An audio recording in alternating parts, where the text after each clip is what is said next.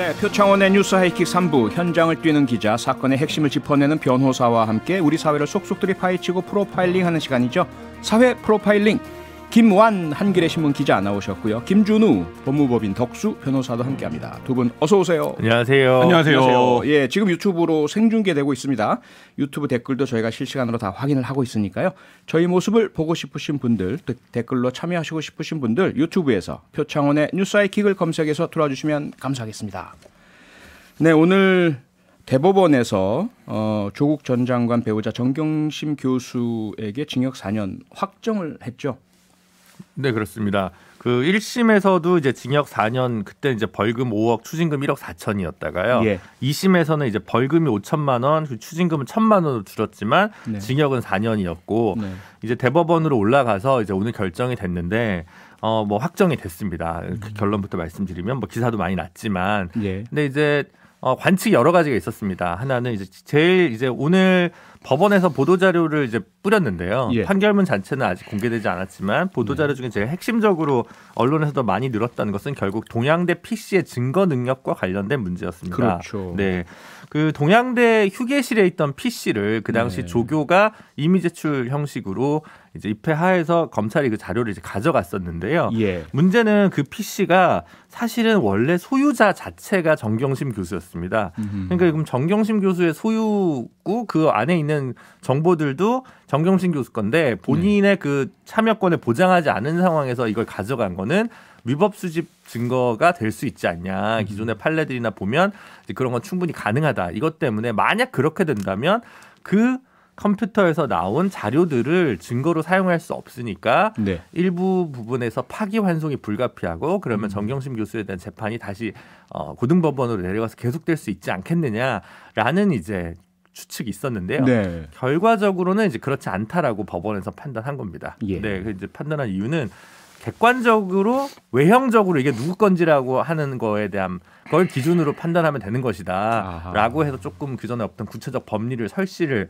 한 셈이고요. 네. 그래서 기존에는 이제 뭐 이런 방송에서 저 같은 변호사를 나와서 이 여지가 있다라고 얘기했던 거는 이제 이건 네. 이런 법리는 이제 그동안 없었기 때문에 근데 이제 다른 한편에서 이 서초동 관계자들이 이게 지금 전원 합의체가 아니라 소부에서 네. 정했다는 거는 크게 파기환송하지 않고 그냥 2심 확정되지 않겠냐 이런 추측들이 원래 나뉘고 있었습니다. 재판이 진행되기 전부터요. 네, 네, 그래서 이제 그런 추측이 있었는데 문제는 이제 물론 그렇습니다. 이게 동양대 PC의 증거 능력이 문제가 되지만 될 수 네. 있지만 그걸 빼더라도 다른 것들을 보면 충분히 유죄가 될 수 있거나 아니면 혐의가 좀 많았기 때문에 예. 이게 날아간다고 해서 전부 무죄되는 일은 애시당초 없었습니다. 그렇게 얘기하는 변호사나 뭐 이런 사람 기자분들은 없었고요. 네. 다만 이제 일부의 혐의는 좀 바뀔 수 있는 여지가 있었는데 네. 그 부분이 실질적으로 차단됐다고 할 수 있습니다. 혐의가 많았고 일부 혐의는 바뀔지 모르겠지만 어쨌든 유죄 판결이라는 것은 예상됐다는 말씀이셨는데 네, 검찰이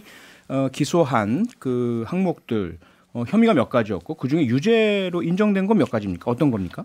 그게 워낙 많아가지고요. 15개인데 1심에서 네. 인정된 게 또 다르고 2심에서 인정이 된 게 다른데 각각의 예. 법리들 뭐 제목들은 각각 있는데 크게 보면 이제 두 가지로 나눠지는 것 같아요. 하나는 이제 자녀 입시와 관련된 부분들. 그러니까 이 부분들은 일부 이제 그 해석은 동양대 PC 증거 능력 인정되지 않으면 입시 부분에서 일부가 무죄가 나는 게 아니냐. 네. 뭐 이런 판단을 했었는데 이제 그게 오늘 대법원이 그렇지 않다라고 판단을 한 거고요. 네. 2심에서 그 자본시장법 위반 혐의가 있었습니다. 예를 들면 미공개 정보 등을 이용해 갖고 뭐 시가 조정이라든지 주식 관련된 개입이 했던 게 아니냐. 뭐 이 부분이 있었는데 예. 그 부분은 이제 좀 일부 무죄 취지 가 2심에서 이미 결정이 됐었거든요. 예. 그 부분은 뭐 마찬가지로 대법원에서도 유지가 됐습니다. 네. 뭐 큰 틀에서 보면 그 WFM 장내 매수, 장외 매수와 관련해서 예. 날짜가 다르니까 기소된 혐의는 굉장히 여러 개지만 네. 양적으로 보면 한 12만 주 정도는 뭐 한 유죄 나오고 한 2만 주 정도는 유죄, 그러니까 12만 주 정도는 무죄 나오고 한 2만 주 정도는 유죄 나오고 아마 이 정도였던 것으로 좀 판단이 되고요. 금융실명법 네. 일부 위반이 있고 그 다음에 네. 이제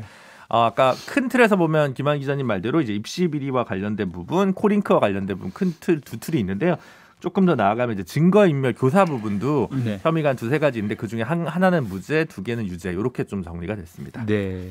자 그러면 뭐 유죄가 여러 가지가 있다고 하셨는데. 무죄로 그러니까 유죄 인정을 하지 않은 혐의는 어떤 것들입니까? 그러니까 그 경영 컨설팅을 코링크와 관련돼서 뭐 지급된 금액이 횡령에 해당하는 거 아니냐, 뭐 요런 예라든가요. 아니면 그 뭐 2017년이나 뭐 이럴 때 그 실물 주권을 WFM 거를 뭐 10만 주를 장외 매수했다.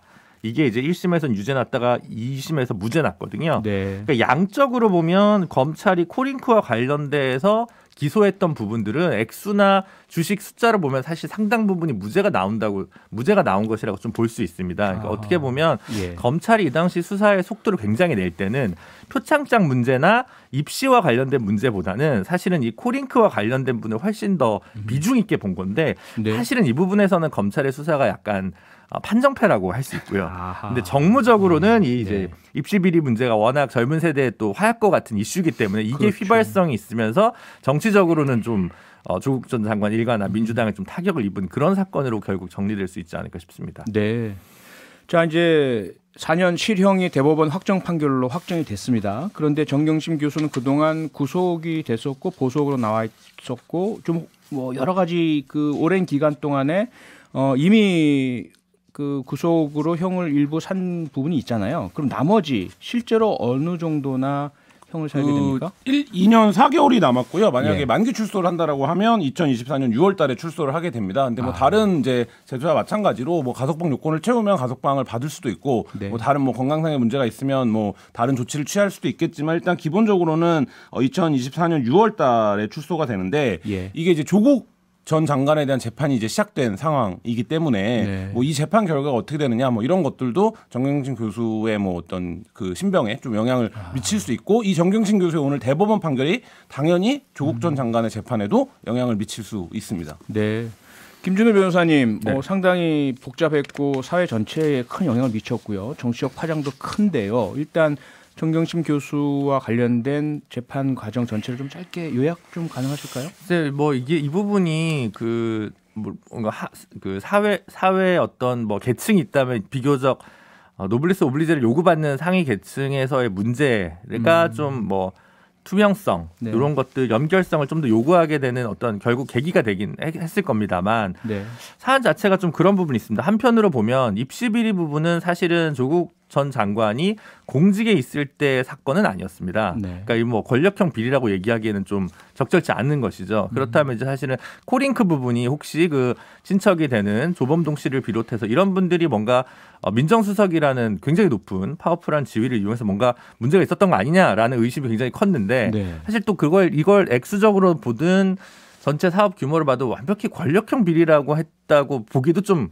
어려운 부분이 있어서 그렇다면 이게 사실은 약간 정치적 의미를 담긴 수사와 기소였다는 부분을 완전히 배제할 수는 없었다고 봅니다. 근데 그에 대한 대응도 너무 정치적이었다 보니까 사실은 그게 뭐 양쪽 다 제가 볼 때는 현재 시점에서는 뭐 조국 전 장관 일가가 입은 타격이나 이런 게 더 크긴 하지만 전반적으로 보면 검찰도 사실은 검찰 개혁을 저항하기 위해서 뭔가 했던 거 아니라는 그 의심의 자장에서 결코 자유로울 수 없기 때문에 사실 이렇게 하면 검찰의 기소권이 과연 관대하고 정확한가. 그리고 이제 법원 입장에서도 양형과 관련된 고민이 제일 든 것 같습니다. 이제 조국 전 장관이나 민주당 지지층 중에 일부에는 이걸 가지고 4년을 사냐라고 하는 건데 사실은 이제 본인들이 전부 무죄 취지의 주장을 했기 때문에 불가피한 면이 있습니다만 훨씬 많은 액수의 뇌물을 공여한 이재용 부회장은 2년 6개월을 살았는데 액수적으로 보면 훨씬 적은 문제가 되는 정경심 교수는 왜 4년을 사냐?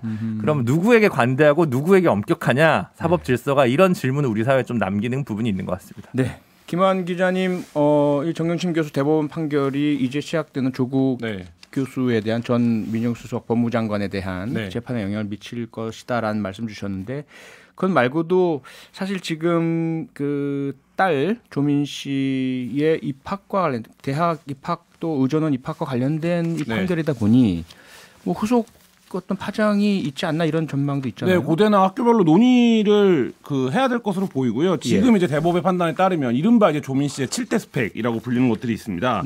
이게 이제 뭐 인턴 확인서라든지 표창장이라든지 뭐 연구원 활동이라든지 이런 건데 그게 이제 다 허위다라고 판단이 난 거거든요. 그러면 이제 그 부분이 뭐 그 조국 조국 가족은 입시에 영향을 직접 안 미친 것도 있다. 그리고 실제로 뭐 그렇게 보이는 것들도 있습니다. 근데 어찌 됐건 대부분의 다른 학생들의 입장에서 보면 네. 그런 걸 제출하는 게 뭐 플러스가 됐으면 플러스가 됐지 마이너스가 되진 않았을 거기 때문에 이게 어쨌든 누구는 붙고 떨어지는 문제가 됐기 때문에 굉장히 한국 사회에서 예민한 문제 아닙니까? 그렇죠. 그래서 이제 그 부분에서 고대가 절차에 따라서 논의를 시작해서 네. 고대의 결론에 따라서 입학 취소가 될 수도 있고 그러면 그 이후에 밟은 과정들이 당연히 이제 연쇄적으로 영향을 미치게 될 것 같고요. 부산대 의전원도 당연히 연쇄 영향을 미치겠고. 네, 그렇죠. 네. 그리고 뭐 이런 부분들에서 이제 재판은 끝났지만 뭐 조국 전 장관의 재판이 아직 남아 있긴 합니다만 좀 뭐지 이 가족 전체가 감당해야 될 문제는 아직도 좀 남아 있습니다. 전반적으로 네. 보면 제가 뭐 예단할 수는 없지만 네. 고대 쪽은 그 전에 이게 문제가 됐을 때 입학 연도가 오래돼서 기록이 없다고 했거든요. 네네. 그럼 만약 입학 취소를 했을 경우 소송을 갔을 경우에 고대가 그걸 승소를 꼭 한다는 보장은 없기 때문에 네. 조민 씨의 고대 학부 입학 취소는 좀 실질적으로 어렵지 않을까라는 생각을 저는 좀 조심스럽게 법적인 관점에서는 좀 그런 쟁점이 있다는 것만 여전히 말씀드립니다. 뭐 조민 씨가 어디에 뭐 인턴을 지원했다, 뭐 어디 병원에 간다더라 이런 게 다 기사가 되고 있는 상황이라 말씀하신 대로 고대 입장에서도 지금 이제 객관적인 근거가 없는 상태에서 이걸 하기도 그렇고 네. 그렇다고 안 하고 있으면 계속 이제 사회적인 어떤 지탄이나 공격을 받을 가능성이 있기 때문에 그러네요. 사실 그 부분 좀 지켜볼 필요가 있습니다. 그렇죠. 근데 이제 옛날에 외국인 학교가 정식 고등학교 졸업 자격이 없을 때 네. 고대이나 외대 등을 입학했다가 입학 취소가 됐다가 다시 복귀를 한 그런 사례들을 아이돌 그룹들에 있었기 때문에 네. 저는 이제 그 사례를 두고 얘기를 드립니다. 알겠습니다. 네, 저희들 잠시 광고 듣고 바로 돌아오겠습니다. 네, 현장을 잘 아는 기자, 핵심을 짚어내는 변호사와 함께하는 사회 프로파일링 김완 기자, 김준우 변호사 두 분과 함께하고 있습니다. 네, 이번에는 성남FC 후원금 의혹 얘기를 좀 해보죠.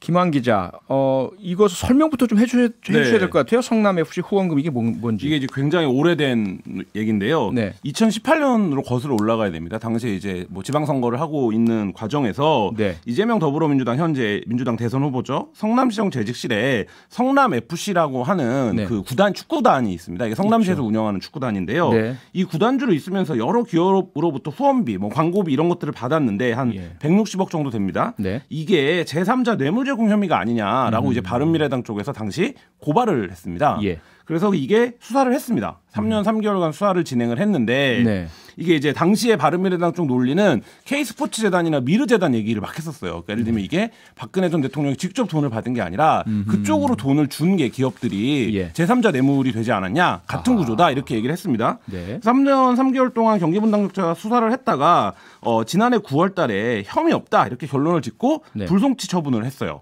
근데 고발인이 이의를 제기했습니다. 그래서 결국 송치가 됐습니다. 검찰로. 네. 그래서 예. 성남지청에서 사건을 검토해 왔는데 지금 이제 알려지고 있는 얘기로는 보통 이런 사건들의 경우에는 판단을 빨리 합니다. 왜냐하면 뭐 이게 불송치 결정이 났는데 고발인의 이의 제기로 송치가 된 것이면 이게 송치를 받을 만한 건지 예. 그리고 송치를 받으려면 뭐 어떤 지위를 더 해야 되는지 아니면 고발인의 이의 제기가 의미가 없는 건지 네. 이걸 이제 빨리 판단하게 되는데 이걸 이제 검토를 좀 시간적으로 보면 딜레이를 시킨 건 맞는 것 같아요. 아하. 그래서 검토가 좀 미뤄집니다. 예.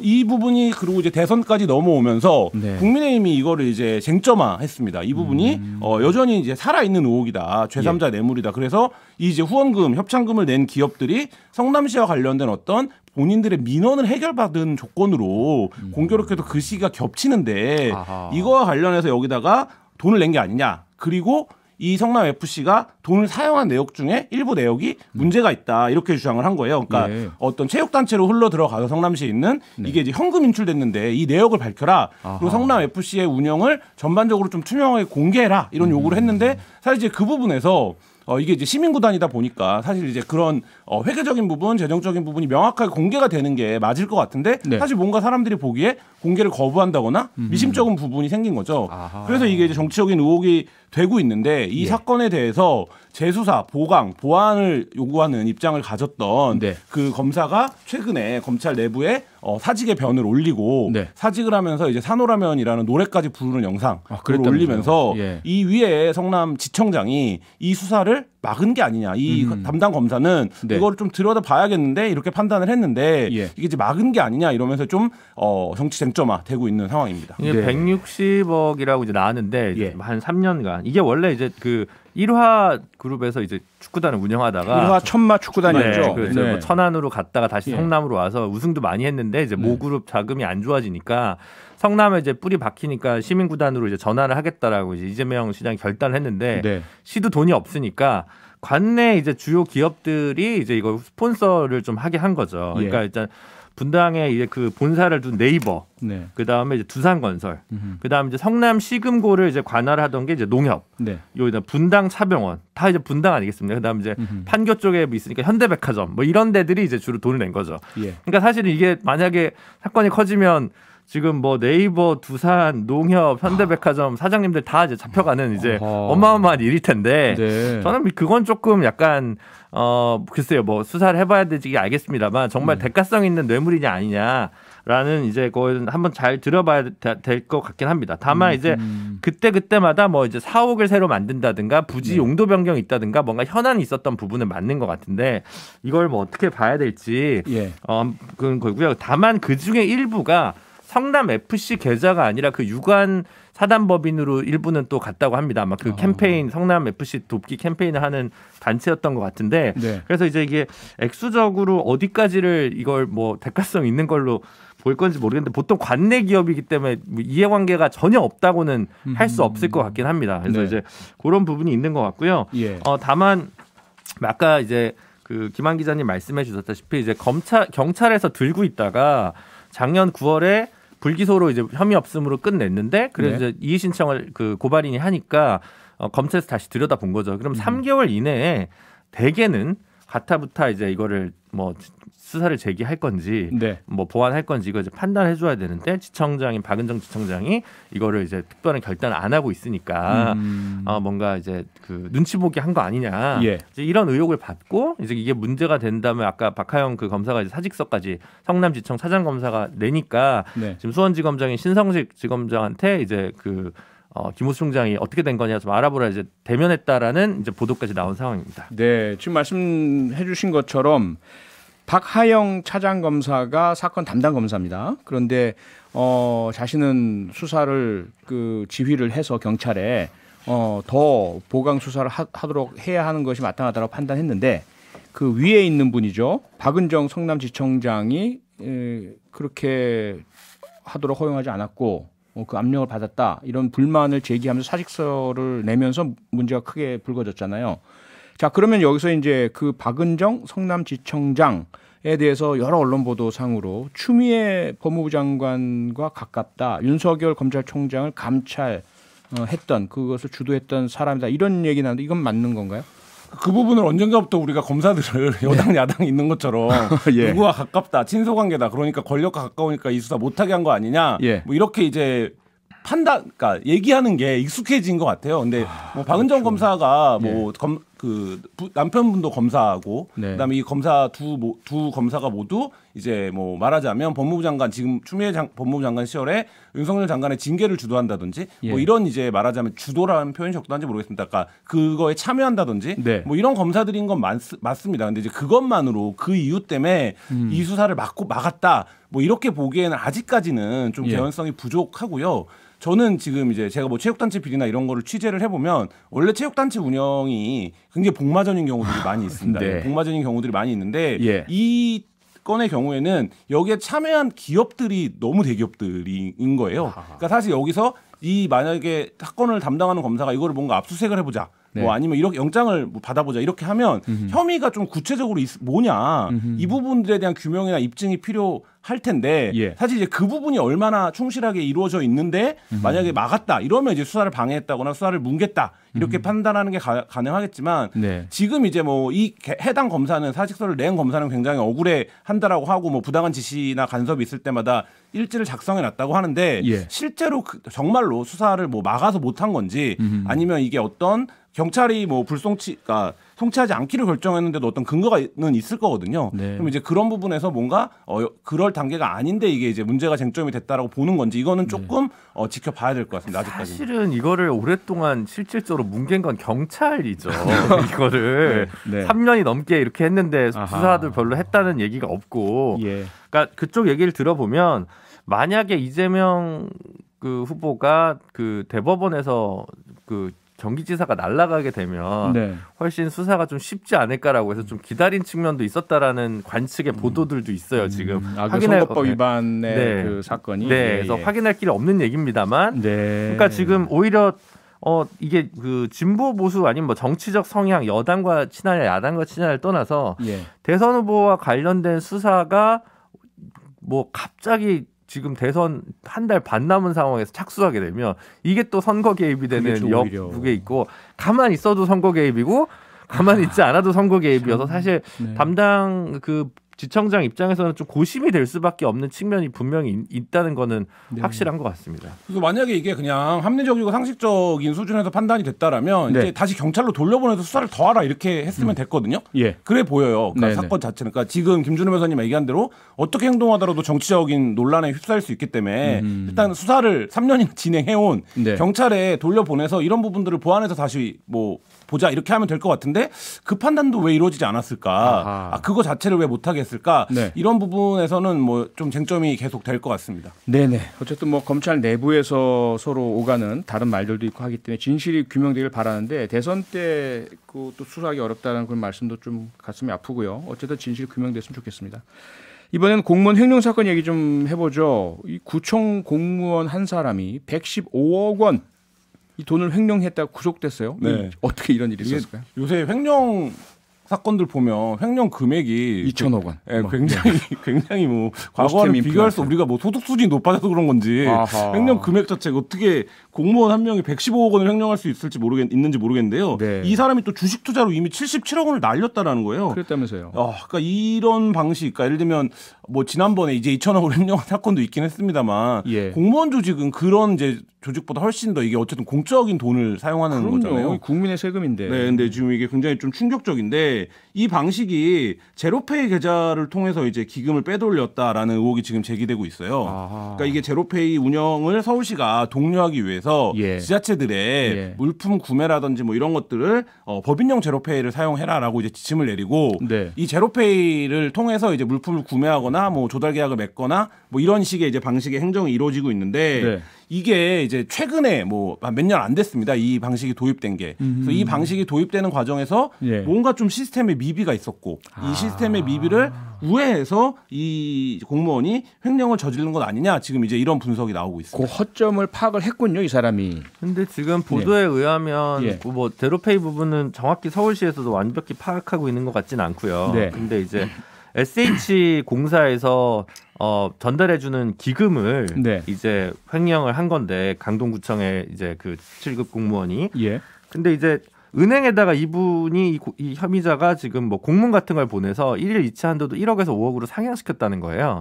그래서 이제 그리고 기금 인출이 불가능한, 원래 그 기금 계좌는 이 자원순환 관련한 폐기물 처리 시설 관련 기금인데, 이 기금을 관리하는 공무원이었는데, 그 계좌는 원래 입출금이 이제 안 되는 건데 다른 구청의 계좌를 통해서 넣어가지고 이렇게 뭐 뺐다고 하는 건데요. 예전에는 뭐 물론 이제 공익을 위해 헌신하시는 많은 공무원분들도 계십니다만, 공무원 비리 중에서는 사실은 소위 이제 업자와 유착을 해가지고 인허가의 대가로 뇌물을 받는 형태들이 많았는데, 좀 작년 뭐 LH 건도 그렇고 이 건도 그렇고 그냥 하위직 공공기관 종사자나 공무원이 그냥 일탈적 행위를 해가지고 뭔가 그런 부패죠. 부패인데 이제 권력형 비리는 아니고 뭐 하여튼 좀 그런 양상이 더 많아지는 것 같아서 되게 좀 흥미롭습니다. 그 개인 정보를 넘기고 3만 원씩 받아서 뭐 수천 건을 하니까 수천만 원 벌고 이런 식도 있었잖아요. 네, 그렇습니다. 그래서 공수처가 생겨서 고위공직자 비리는 요즘 좀 준 것 같은데.